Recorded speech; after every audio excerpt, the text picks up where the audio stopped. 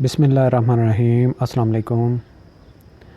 आज हम ऐसे का एक नया टॉपिक शुरू करने जा रहे हैं। जो ऐसे के मुतालिक हम पॉइंट्स पढ़ते जा रहे हैं कि एक ऐसे में क्या खसूसियात होनी चाहिए, कैसे वो बिल्ड होगा, उसमें कैसे हमने वन बाय वन उसको लिखने की जो टेक्निक्स हैं कवर करते जा रहे हैं। तो आज का जो हमारा टॉपिक है ये है ए रीज़न आर्गूमेंट, कि आपने एक ऐसे के अंदर जो बहुत ही इम्पॉर्टेंट हिस्सा होता है किसी भी ऐसे का, आप CSS का ऐसे लिख रहे हैं, PMS का लिख रहे हैं या डिस्क्रिप्टिव टेस्ट का आप ऐसे लिख रहे हैं, तो लॉजिक एक ही है, तरतीब एक ही है, आर्ट जो आपने डेवलप करनी है अपने अंदर वो एक ही है। तो आपने जो रीज़न पेश करने हैं, जो आर्गूमेंट पेश करने हैं अपने ऐसे के अंदर, वो एक जैसे किसी ढांचे के अंदर बैकबोन की हैसियत होती है। यानी कि बैकबोन क्या काम करती है कि जितने भी ढांचे के मुख्तलिफ़ हिस्से होते हैं अल्टीमेटली उसके साथ जुड़े होते हैं और वो सबको लिंक अप कर रहा होता है। तो आर्गूमेंट्स जो आपके होते हैं वो ऐसे को एक ढांचे की अहमियत भी देते हैं। इसके अलावा आप ये भी समझें कि एक आपकी बिल्डिंग है, आप बिल्डिंग बना रहे हैं तो उसमें आपको पिलर बनाने की ज़रूरत होगी। तो जो पिलर होते हैं उसी पे ही इमारत खड़ी होती है, वो बेस कर रही होती है।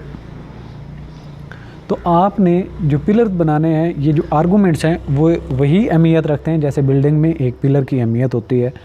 तो आर्गूमेंट के बगैर आप ये समझें कि आपके ऐसे की वर्थ कम होती जाती है। जितने आप बेहतरीन और अच्छे आर्गूमेंट्स देंगे उतनी ही आपके ऐसे की वर्थ बढ़ेगी।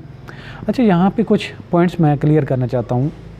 अब आप मेरे जितने भी स्टूडेंट्स हैं, मेरे जितने भी व्यूअर्स हैं, कि जो टीचर होता है उसका मतलब और उसका मकसद सिर्फ़ और सिर्फ स्टूडेंट्स को सही डायरेक्शन में गाइड करना है।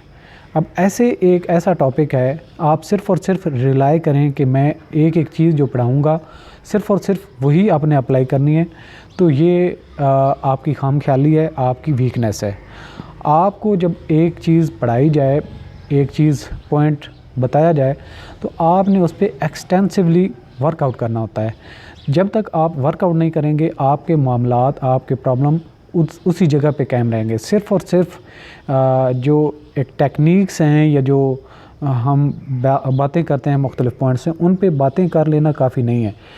आपने इन टेक्निक्स को, इन आर्ट्स को अपनी सलाहियतों के अंदर ज़म करना है, अपनी सलाहियतों का हिस्सा बनाना है। वो कैसे हो सकता है? जब तक आप ख़ुद वर्कआउट नहीं करेंगे चीज़ों पे और एफ़र्ट नहीं करेंगे, ये आपकी टेक्निक्स, आपके जो स्किल्स हैं उनका हिस्सा नहीं बन पाएंगी।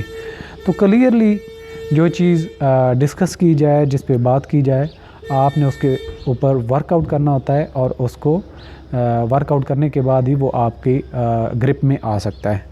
तो आज का जो हम टॉपिक जिस पे बात करेंगे, इस पे भी आपको एक्सटेंसिवली काम करना है। वो भी मैं आपको बता दूंगा कि आपने कैसे काम करना है और आसानी से तरतीब कैसे हो सकती है, मतलब आप कैसे शुरू कर सकते हैं, उस पे भी हम बात करेंगे।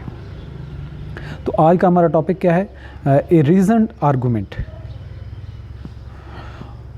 Prerequisite for this is abundance of material you should have collected by research and study topic wise। अब आपने क्या करना है सबसे पहले कि आपकी जो इंटरेस्ट के एरियाज़ हैं वो 2, 4, 5, 6, 10 जितने भी टॉपिक हैं उनको तरतीब दे लें। लेट्स सपोज मैं आपको एग्जांपल दूं, एजुकेशन का एरिया है, सोशल इश्यूज़ का एरिया है, और इसके अलावा करप्शन का एरिया है, पॉलिटिक्स का एरिया है, मास कम्युनिकेशन है, इसके अलावा आप साइंस एंड टेक्नोलॉजी है। तो आप जो है मुख्तलिफ़ टॉपिक्स को लिख लें अपने पास, और मैं तो कहूँगा कि एक आपके पास नोटबुक हर एक टॉपिक के लिहाज से अलग से हो। अच्छा, एक टॉपिक को आपने चूज़ किया तो उसकी स्टार्ट से लेके एंड तक उसकी रिसर्च करें, उसके मुतालिक सारे के सारे आर्टिकल्स पढ़ें। फिर जिस फील्ड के साथ जो आपको आर्टिकल पढ़ते हुए मुख्तलिफ़ रेफरेंस मिलते हैं उनको आप अपने उस नोटबुक पे हिस्सा बनाते जाएं और एक तरतीब से क्रोनोलॉजिकल सीक्वेंस में उन पॉइंट्स को नोट डाउन करते जाएं।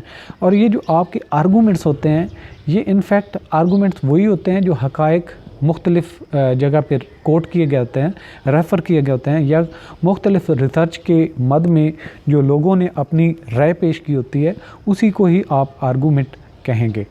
तो मुख्तलिफ़ चीज़ों को एक दूसरे के साथ लिंक अप करते हुए आपने अपनी बात को सच साबित करना होता है, आपने अपनी बात को वर्थ देनी होती है, वज़न देना होता है। तो यही जो होता है ये हमारा आर्गूमेंट का एरिया होता है।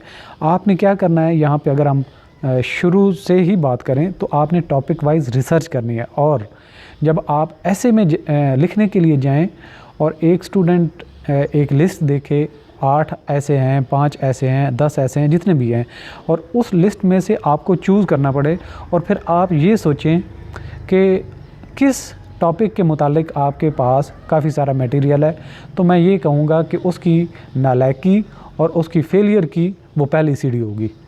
आपके पास ऐसे होना चाहिए कि 10-11 टॉपिक हैं, 9-10 टॉपिक हैं, 5 हैं, 2 हैं, 4 हैं, एक टॉपिक है, जो भी है, आप देखते ही आपके पास इतना एक मटेरियल हर टॉपिक के मुतालिक होना चाहिए कि आप इस सोच में पड़ जाएं कि आपके पास वर्क आउट कौन सा एरिया है, आपने जिस एरिया को चूज़ करना है, आपके पास मटेरियल तो बहुत ज़्यादा है हर एक टॉपिक पे।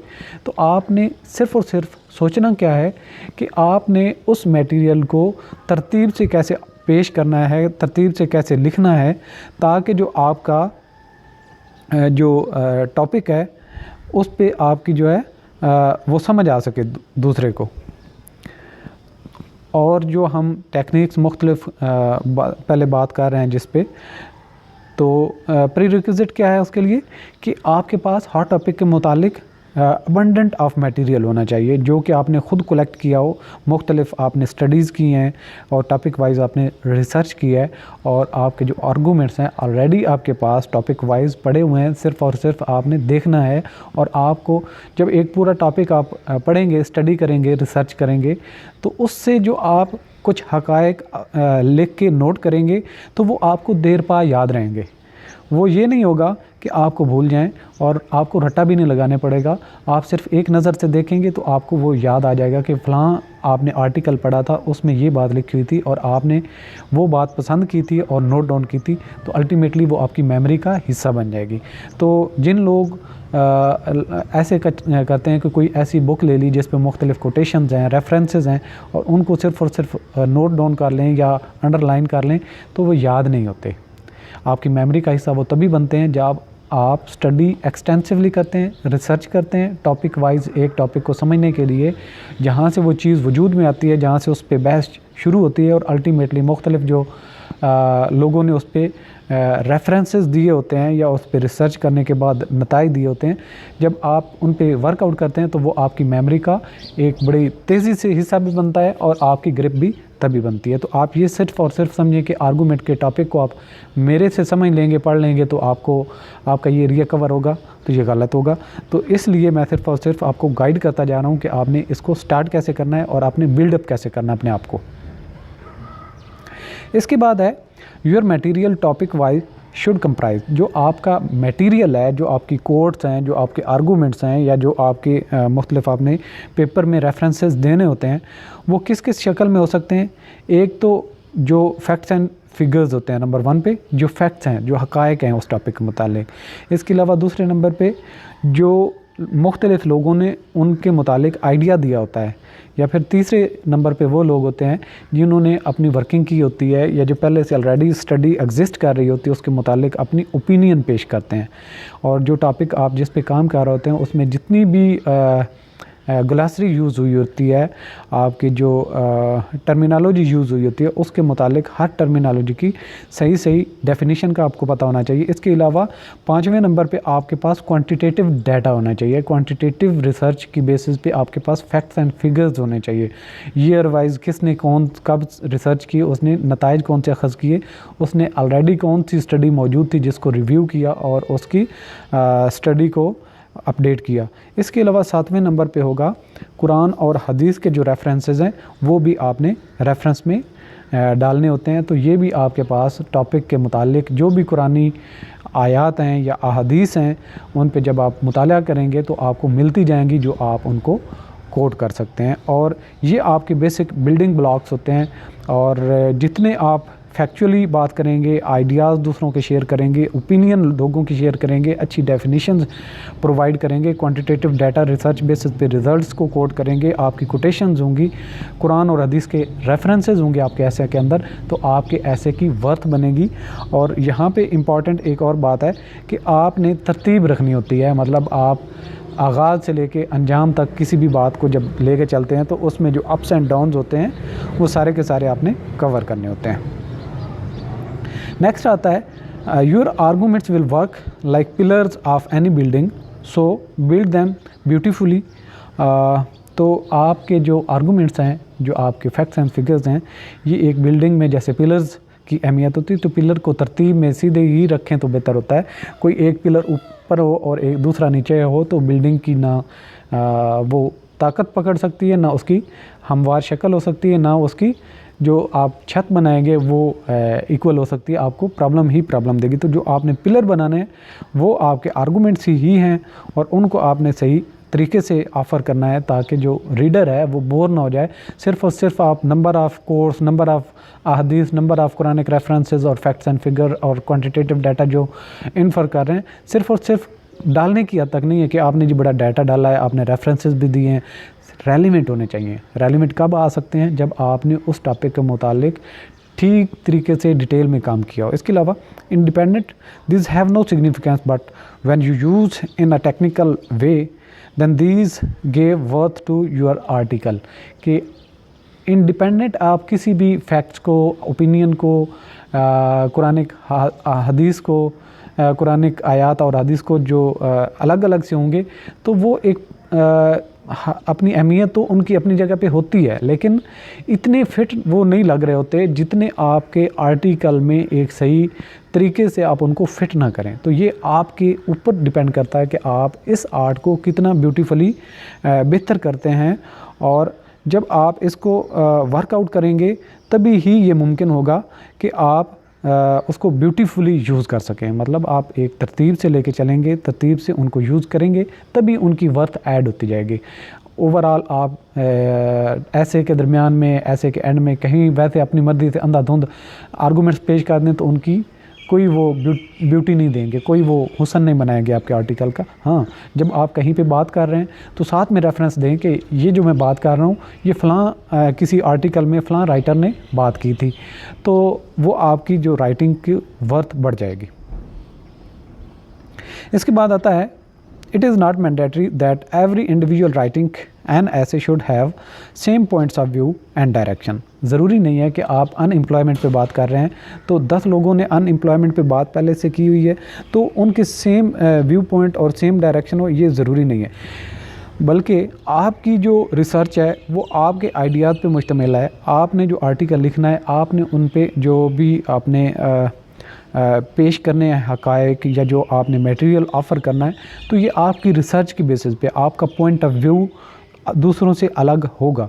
अल्टीमेटली जो पेपर आपका मार्क कर रहा होगा, जो वो अल्टीमेटली आप उसको खुद गाइड करेंगे कि आप क्या बात करना चाह रहे हैं, आप सही डायरेक्शन में चल रहे हैं या नहीं। जो चीज़ आप लिखते जाएंगे वो उसको जज करेगा आपका पेपर मार्क करने वाला बंदा कि जो आप लिख रहे हैं तरतीब से लिख रहे हैं, नहीं आप किस डायरेक्शन में जा रहे हैं, आप फैक्ट्स एंड फिगर्स कहाँ से लेके आ रहे हैं।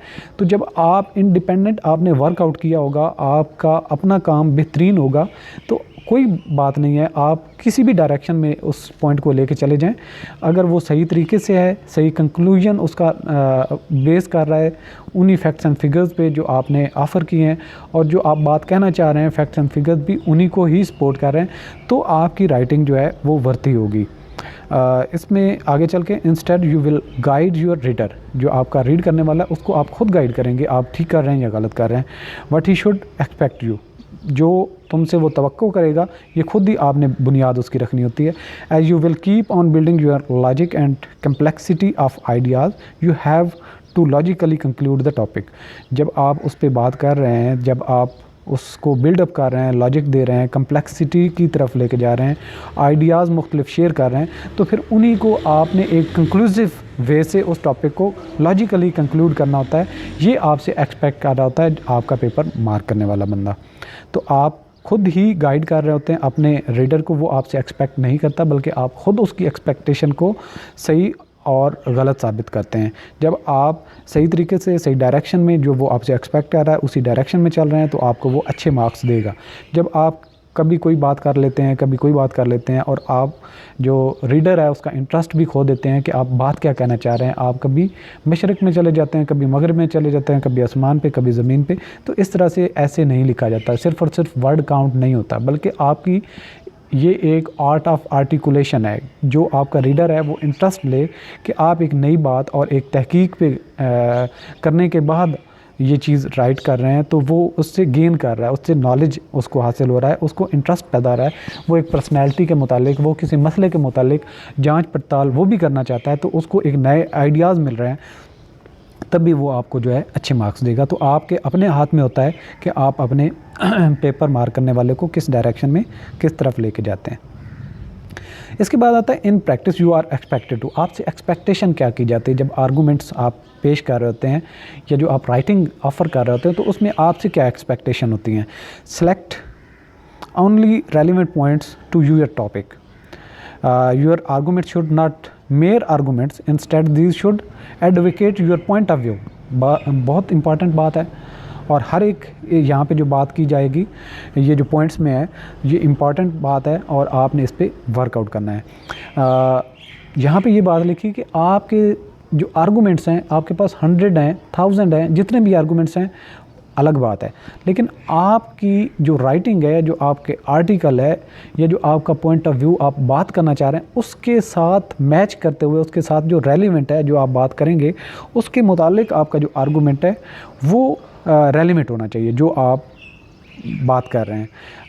और सिर्फ आर्गूमेंट ही ना हो बल्कि आपकी बात को वो सच साबित करने के लिए आपने उसको यूज़ किया हो, तब जाके वो आपके लिए बेहतर भी होगा और प्यारा भी लगेगा।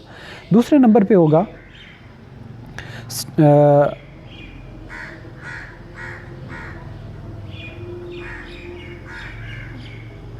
यहाँ पे है योर आर्टिकल इन सच अ वे। आपने स्ट्रक्चर जो देना है, structure your article in such a way that it is built logically coherently, their sequence should be logically and comprehensive enough कि आपने अपने जो आप कोई भी स्केच बनाते हैं तो उसकी एक तरतीब होती है, हर चीज़ की एक जगह होती है, तो आपने अपने ऐसे के जो स्ट्रक्चर बनाएंगे वो इस तरतीब से बनाएंगे कि जो आपके लॉजिक्स हैं और उनमें कोहेरेंस भी हो और एक सीक्वेंस भी हो, और ये जो आप लॉजिक पेश करेंगे वो कम्प्रीहेंसिव भी हो, समझ में आने वाली भी बात हो। And your ideas should lead your reader to the conclusion consistently कि जो आपकी बातें हैं वो अल्टीमेटली इस तरीके से जो है वो राइटिंग आपकी डेवलप होती जा रही हो कि आप कैसे पीक की तरफ जा रहे हैं, पीक से लेके आप एंड की तरफ यानी कि कंक्लूजन की तरफ कैसे मूव कर रहे हैं, और सारी की सारी चीज़ें कंसिस्टेंट मैनर में होने चाहिए, और जो आपके आर्गूमेंट्स हैं वो इन लाइन में होने चाहिए। आपकी बात कुछ और हो रही हो और आपका जो आर्गूमेंट है वो कुछ और कह रहा हो, इस तरह से नहीं हो, बल्कि आपकी जो बात है उसी की लाइन में ही आपका आर्गूमेंट सपोर्टिव होना चाहिए। तीसरे नंबर पे है ensure that each section of your argument is internally consistent with the evidence, examples and quotations, clearly supporting और extending the central idea being developed.